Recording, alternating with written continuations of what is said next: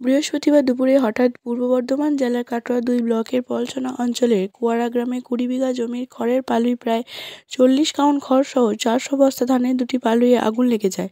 ঘটনাটি ঘটে পলসনা অঞ্চলের কুয়ারা গ্রামে দুপুর 2:30টা নাগাদ। সন্ধ্যা পর্যন্ত দমকলের 2টি ইঞ্জিনের সাহায্যে আগুন নিয়ন্ত্রণে আনা হয়। আগুন নেভানোর জন্য হাত লাগালেন এলাকার পঞ্চায়েত সদস্য প্রণব কুমার ঘোষ সহ স্থানীয় বাসিন্দারা।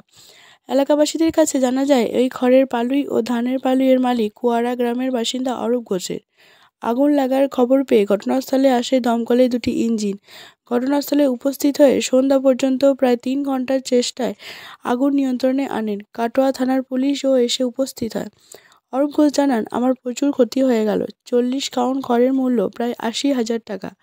ঋণ করে চাষ করেছিলাম, কিন্তু সব শেষ হয়ে গেল।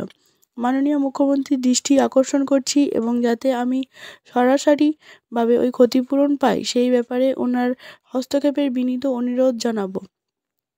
এলাকার পঞ্চায়েত সদস্য প্রণব কুমার ঘোষ উনিও প্রাথমিকভাবে আগুন নেভানোর কাজে হাত লাগান এবং জানান, প্রশাসনের কাছে অনুরোধ করব, যদি সরকারি কোনো সাহায্য পায় তার উপযুক্ত ব্যবস্থা করিব। মন্তেশ্বর থেকে রিপোর্ট কল্যাণ মণ্ডল, মন্তেশ্বর টিভি নিউজ।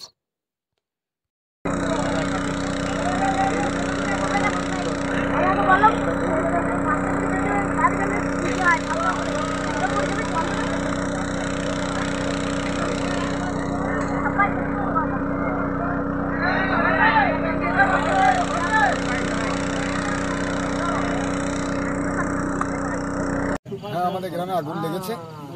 তা দুটো মড়াই আর 3টে পালুই পুড়ে গেছে।